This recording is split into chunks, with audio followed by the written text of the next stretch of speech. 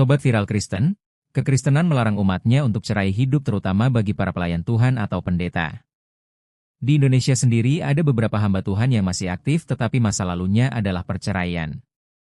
Salah satunya adalah mantan artis yang kini menjadi pendeta yakni Tamara Geraldine. Diketahui Tamara Geraldine menikah dengan Tin Pham pada tahun 2000 dan bercerai pada tahun 2011. Tamara Geraldine kemudian menikah dengan pendeta Paul Tuanakota, salah satu pendeta gereja GBI. Masa lalu pendeta Paul Tuanakota bukanlah cerai hidup tetapi istrinya meninggal. Paul Tuanakota dan Tamara Geraldine pertama kali bertemu dalam sebuah proyek pengerjaan buku teologi, di mana Paul bertindak sebagai proofreader teologis untuk naskah yang ditulis Tamara. Sejak menikah, Tamara Geraldine menggunakan nama Tamara Geraldine Tuanakota di berbagai platform media sosialnya. Berikut ini alasan Tamara Geraldine memutuskan untuk bercerai dengan mantan suaminya. Iya, itu makanya. Gitu. Iya, pengen tahu dulu tentang kalian menikah ini sebenarnya udah berapa lama gitu? Actually, besok 21 Juli itu tepat 2 tahun. Oh Wow. wow, anniversary Iya. besok. Iya, besok. Congratulations ya. Terima kasih. Terima kasih. Oke. Iya. Nah, ini yang saya rasa banyak orang yang pengen tahu. Sebenarnya kalian itu kenalnya bagaimana, dan kayaknya kita juga pengen tahu siapa yang merasa lebih beruntung. Apakah Tamara merasa lebih beruntung daripada Paul, atau Paul merasa lebih beruntung dari Tamara? Silakan. Ya, kami kenal mulai dari satu project di mana ada satu buku yang harus dibuat dan saya diundang untuk jadi proofreader secara teologis, dan kemudian buku itu sendiri ternyata tidak jadi terbit, tapi kami lewat project tersebut satu dan lain hal akhirnya kami ketemu dan ada menjalin hubungan di sana. Awalnya sebenarnya bukan karena kaminya, tapi karena waktu saya ketemu dengan Tamara, awalnya tentunya lumayan surprise ya, seorang Tamara Geraldine gitu kan ya, Iya. yang saya dulu pernah ketemu ketika dia masih jadi murid. Di situ pun saya sudah sangat respect, kagum karena seorang public figure yang sangat dikenal, tapi dia mau duduk di sebuah kelas untuk belajar gitu kan. Karena saya orang guru, saya selalu respect sama orang yang pengen belajar gitu. Nah, ketika Tamara menghubungi untuk bikin sebuah buku, saya juga respect sekali karena ternyata dia sangat into Christianity gitu kan. Sangat rohani ternyata ketika saya ketemu dia juga gitu. Tapi ketika saya bertemu awalnya nggak ada maksud apa-apa, hanya ya bikin project buku itu aja. Dan waktu itu saya bawa anak saya, Feivel, yang waktu itu memang sedang dalam kondisi dia kehilangan ibunya. Kehilangan ibunya ketika dia umur 8 tahun, ibunya dipanggil Tuhan. 7. 7 tahun ya. 7 tahun. Lebih hafal saya Iya. kan. Terima kasih istriku. Iya. Jadi di situ dia dalam kondisi tantrum, obesitas karena dia makan sebagai pelampiasan ya, dan juga jadi tawanan YouTube gitu. Jadi kalau nggak pegang YouTube itu kayak jadi tantrum juga. Itu saya juga dalam kondisi juga single parent waktu itu kan, juga kewalahan juga sebenarnya. Rupanya ketika ketemu dengan Tamara, Feivel ini sangat dekat. Nah, ternyata Tamara dari udah lama dia juga sering menghandle anak-anak yang bermasalah, tapi kemudian dipulihkan oleh Tamara. Jadi di situ saya pikir ya udah, kenapa nggak Feivel juga dipulihkan gitu. Jadi sempat dimuridkan oleh Tamara sampai pulih. Kalau sekarang lihat Feivel itu dari pertama ketemu dengan sekarang itu sudah turun 18 kilo. Wow. Iya, 18 kilo. Jadi gimana caranya nanti Tamara mungkin bisa cerita ya, tapi intinya dari Feivel inilah kemudian kami semakin dekat gitu. Oke. Dan juga dua anak saya yang pertama juga anak Tamara waktu itu, Kay, juga semakin bonding ya. Semakin bonding, jadi kalau boleh dibilang anak-anak duluan nih yang bonding. I see. 3 gitu. Very interesting. Baru kemudian kami Bergumul. bergumul ya.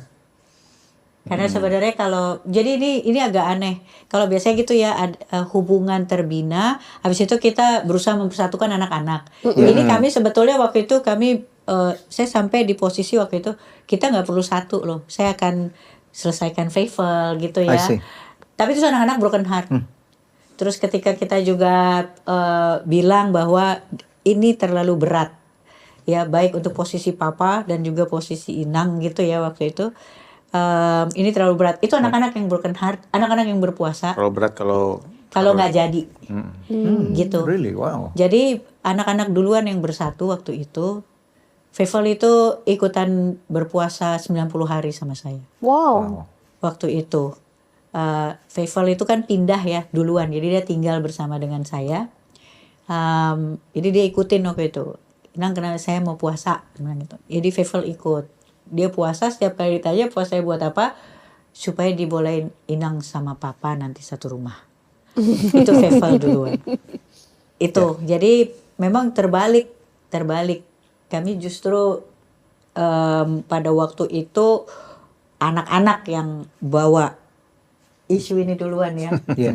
Nah, Gitu. kehidupan Tamara sendiri kan sangat menarik sekali untuk dibahas. Iya. Kalau kita pelajari gitu ya. Mulai dari menjadi seorang presenter yang sangat terkenal. Ya. Dan kemudian bahkan sudah menikah waktu itu ya. Dan kemudian memutuskan untuk meminta suaminya meninggalkan. Iya. Nah, boleh nggak cerita, with all due respect to Iya, Paul iya. ya tentunya ya. Kalau misalnya bisa ceritakan tentang ini supaya kita semua bisa memahami dari satu segi kehidupan yang mungkin banyak orang belum tahu sampai ke akar-akarnya gitu. Iya. Saya kalau ditanya sampai hari ini tuh saya masih yang sangat anti terhadap perceraian. Saya against perceraian gitu. Tapi memang saya dihitungnya bercerai ya. Iya. Gitu. Waktu saya divonis yang kedua sama Tuhan tuh kan baik sekali ya sama saya ya. Saya nggak ngerti lah, sabarnya luar biasa sama saya.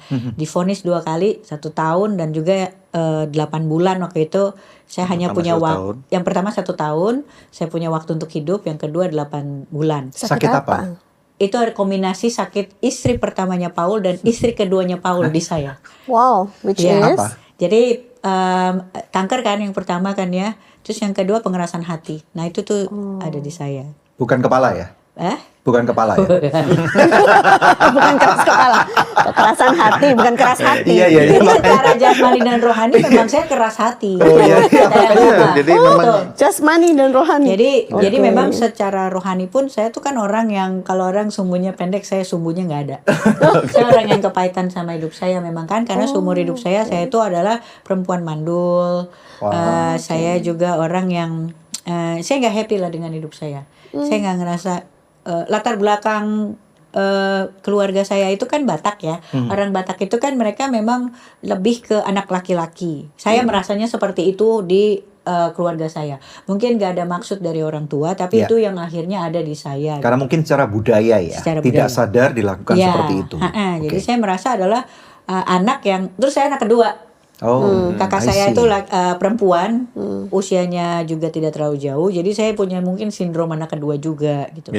Middle child. Nah jadi dari situ saya ngerasa sebagai anak yang nggak pernah dibela, saya nggak pernah punya hubungan sama orang tua gitu ya. Saya tuh dulu ingat banget waktu saya sekolah kalau ada anak teman saya gitu ngobrol sama ibunya di telepon, oh ya ma gitu, ya nanti ya ma, aku jemput ya, nanti kita ke salon ya ma gitu. Saya sampai ngomong kayak gini. Lu sinetron banget sih. Karena maksudnya itu gak pernah ada di dalam saya gitu kan ya. Saya gak pernah punya hubungan seperti itu. Nah singkat cerita maksudnya karena itulah saya jadi anak jalanan. Saya banyakan di luar gitu. Saya kayak berusaha membela diri saya sendiri gitu. Karena saya gak pernah punya saya gak pernah punya hubungan sama bapak sebagaimana yang seharusnya. Nah itu yang membuat saya tuh jadinya keras gitu. Keras, hati saya keras. Ya udah liver saya juga mengeras kan, saya begadang, saya apa segala macam. Jadi pengerasan hati saya waktu itu. Nah itu di tahun 2010 saya akhirnya begitu vonis yang kedua, kan saya vonis yang pertama tuh 2005 katanya 1 tahun. nggak mati juga 2006. Jadi saya pikir gini, nggak jadi nih, oke deh, saya kembali ke kehidupan lama. Kayak gitu, karena maksudnya yang ya udah puji Tuhan, saya pikir gitu ya, Tuhan baik gitu. Tapi saya nggak sungguh-sungguh mengerjakan apa yang sudah saya terima gitu. Nah, akhirnya 2010 saya dapat itu lagi. Nah, saya merasa bahwa 2010 itu ya nggak mungkin aja Tuhan kasih yang berikutnya gitu. Istilahnya ya udah. Jadi saya bilang terus udah gitu saya pikir ya udahlah kalau gitu saya baikanlah ya Tuhan, oke. Peace saya bilang gitu.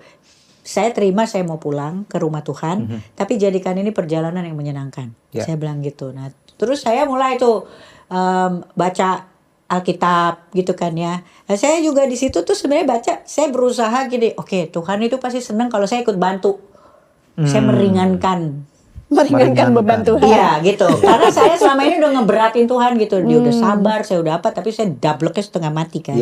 Jadi sekarang oke Tuhan, aku ikut meringankan aja. Apa yang bisa aku lakukan, itu sotoy banget kan. Apa yang aku bisa lakukan, aku lakukan gitu. Ya kan saya ingat gitu kan, waktu Abraham kan dibilang, nanti anak-anakmu akan seperti pasir dan juga seperti bintang. Habis itu kan Sarah ngambilin Hagar. Karena kan Sarah merasa bahwa lah gua udah menepos kok gitu. Jadi Sarah juga saya yakin bahwa dia bukan orang yang dia hanya orang yang dia masuk ke konsep kreativitas ilahi gitu. Terus dengan logika sendiri. Jadi di situ saya pikir gini, yang kedua, begitu vonis itu datang, saya bilang, saya lihat anak saya waktu itu yang kedua, Kay ya. Saya cuma bilang anak ini pun datang ke saya itu kan dia selamat dari baby trafficking ya waktu itu. Jadi saya bilang anak ini nggak boleh merasa tertolak 2 kali. Jadi kamu tinggalkan saya bilang sama mantan suami waktu itu, kamu bangun rumah tangga baru langsung cepat, kalau bisa langsung dapat anak lagi, and then you come back gitu ya setelah saya meninggal, anak ini bawa ke Jerman, kasih dia keluarga baru yang utuh. Dan apa namanya, for me waktu itu gini, waktu saya selamat dari 2005 ke 2006, kita masih bertahan waktu itu. Kenapa? Maksudnya ya saya si perempuan mandul ini kan, maksudnya ya udahlah tunggu aja setahun gitu kan ya, ntar I mati, you go, oke gitu kan. Nggak mati, kemudian kami bertahan. Tapi ketika 2010 saya sudah sampaikan sama dia, ini udah time's up. Saya nggak mungkin lagi bilang sama Tuhan. Dan sekarang dengan kemandulan ini langsung cari gitu. Udah nggak ada gunanya kamu nungguin saya gitu. Udah mandul aja kita masih bisa bertahan, tapi mandul mau mati buat apa lagi, ada di sini. Gitu. Jadi saya bilang itu alasan saya sebenarnya. Alasan saya. Jadi dia pergi, saya bilang sama Tuhan, oke, nanti setelah 8 bulan you come back, you take her. Saya bilang gitu. Untuk menyelamatkan Kay ini supaya punya keluarga baru, langsung tinggal di luar negeri. Kalau Kay nggak ada, mungkin saya bertahan aja. Ya udah apa susahnya sih nunggu 8 bulan gitu. Gitu. Tapi karena ada Kay, saya bilang Kay itu dia langsung harus punya keluarga baru gitu. Akhirnya dia pergi, ya memang menikah lagi gitu. Nah, di situ saya juga bilang, nih Tuhan gimana ya, saya bangkrutkan juga apa yang saya punya gitu. What do you mean saya bangkrutkan? Jadi rela ya. Nah di situ saya gini, wah ini kan saya punya perusahaan, saya juga punya simpenan karena di TV. Saya bilang, ini kan nggak ada anak, nanti ke siapa nih? Wah saya nggak ikhlas nih, saya bilang kayak gitu. Terus saya baca lagi Alkitab. Nggak ada ahli waris. Iya, di mana hartamu. Bagaimana Sobat Viral Kristen? Pendeta Tama Geraldine memiliki masa lalu yakni mengalami perceraian tetapi saat ini aktif dan berstatus sebagai pendeta dan aktif berkhotbah. Share pendapatmu di kolom komentar ya.